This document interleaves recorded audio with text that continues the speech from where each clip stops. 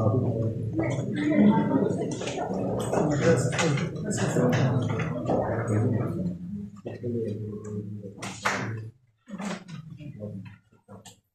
искам да ви кажа, че днешното представяне на седмото издание вече поредно сме много доволни от това, което чухме.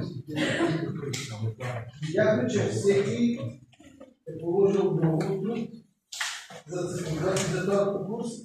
И затова искаме да благодарим и на вашите учители, на подкрепата, за които ви дават вашите родители, и да насърчим да продължавате в същия дух да работите с този най-български, най-хубав и красив и с звука пленяващ инструмент камагайка.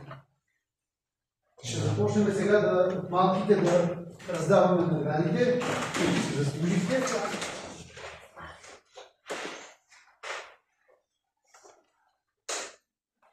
Бронзов медал Иван Ключев.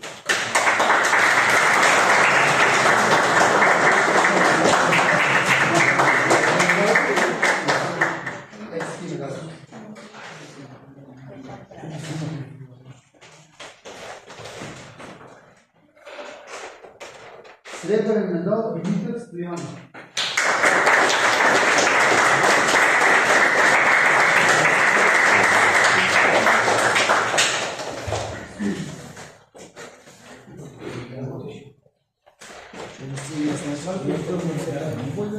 Златен медал Светослав Каджиев.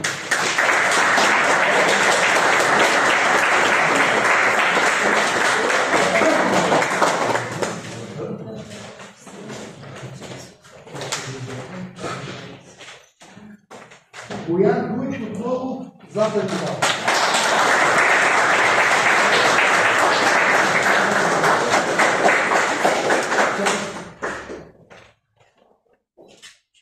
Всички вие от малата група получавате една кантичка с гледането на нашите училище.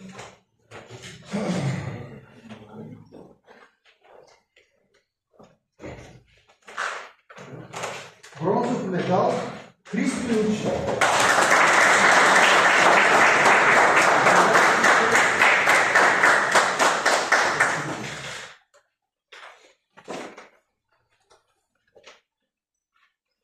Васил Златков.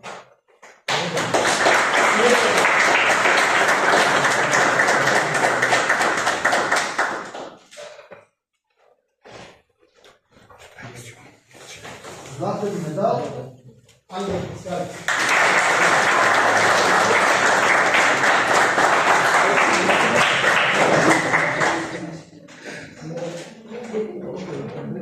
Сега тази група, дето ще бъдат наградени, освен наградата и медала, имат парична премия, която ще се получат отдолу при секретарката на училището.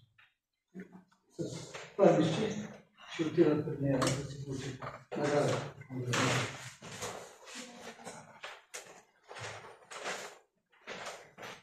Трета награда и парична премия Костадин Децик.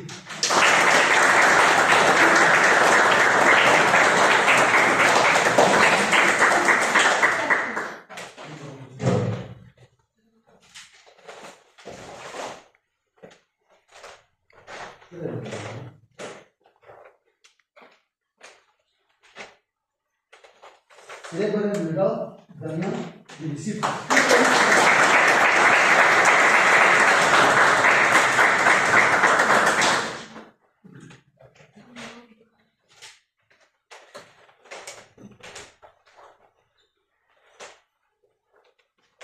Ростислав Терзиев. Първа награда и златна награда.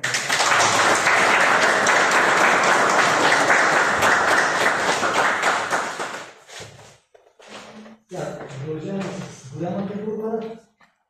Сребърен медал Злати Стайков.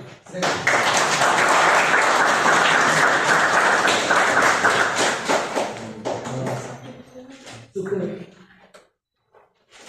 искам да направя едно уточнение.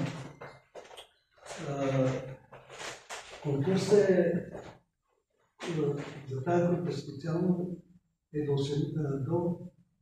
Значи, ако направиш 18 години, може да се роден на... Примерно, днеска сме дата. 31. Ако си роден на тази дата, тази година и правиш днеска годините, не можеш да вземеш пълнолетие, има ли? Няма. Не може да се вземеш стипендия. Да, затова това с уточнение е важно. Златна медал Даниел Зашев.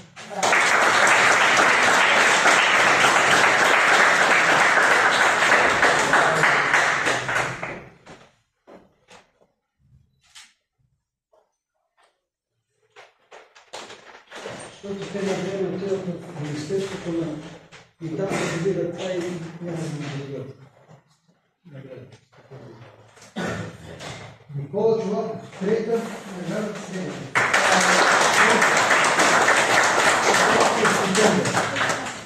Той трябва стипендия, това се вече ще го прави. Стипендия? Да.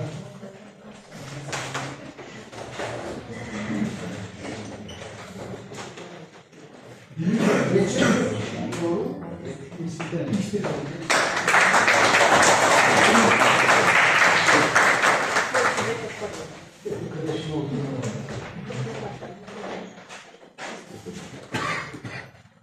и първо Ангел Груз.